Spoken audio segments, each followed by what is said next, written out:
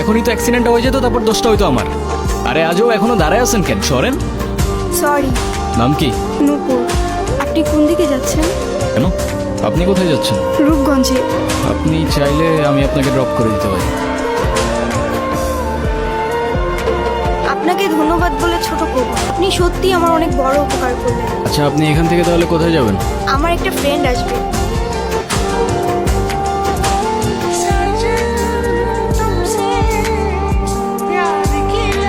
আমার মা দেখলে আপনারা মেলা খুশি হবে। ওই, সমস্যা কি তোর? ওরা ডিস্টার্ব করতেছিস কেন? কেনে কেনে তুই আমার গলা ধরছিস কেনে?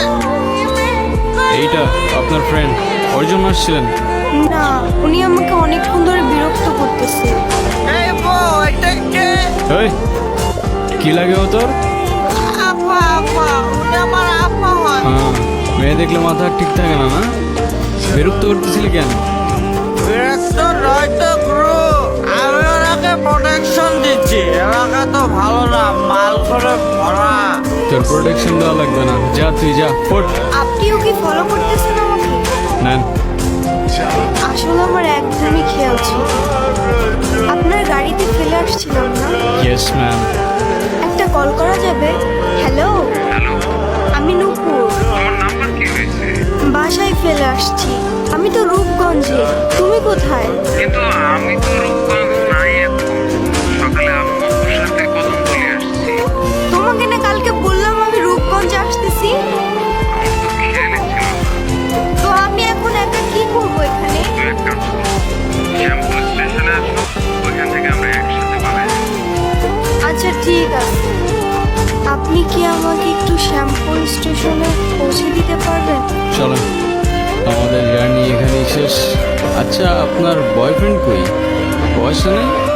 আসছে হয়তো। আচ্ছা, আপনার ফোনটা একটু দেন তো। কি হয়েছে, তুমি কল ধরতেছো না কেন?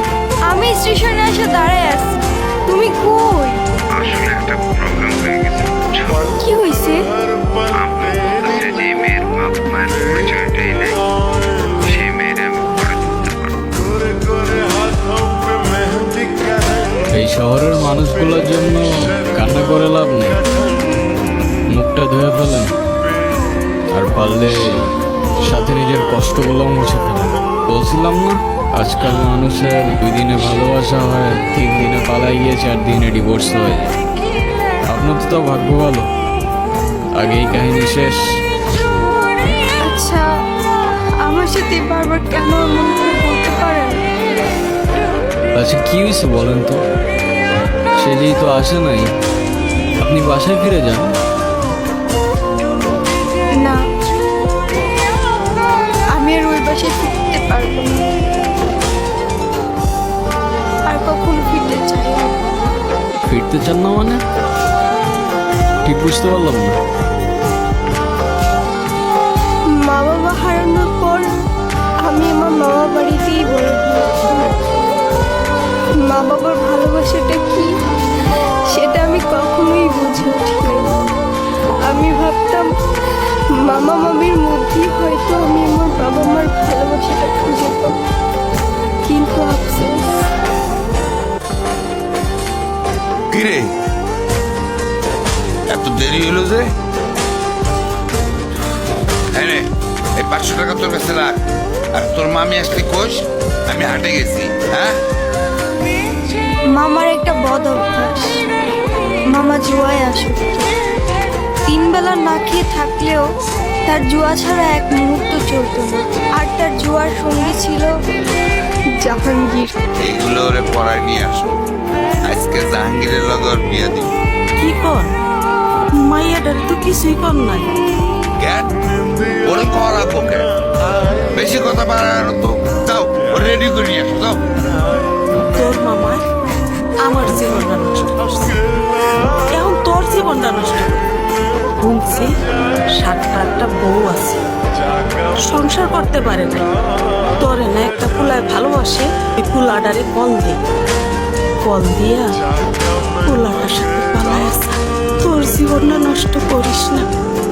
ও নাকি আমাকে অনেক ভালোবাসে, আমার জন্য সব কিছু করতে পারবে। ওর কথাগুলো শুনলে মনে হতো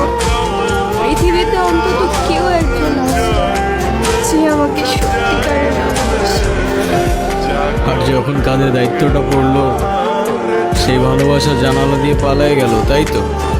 আমি তোমাকে ভালোবাসি।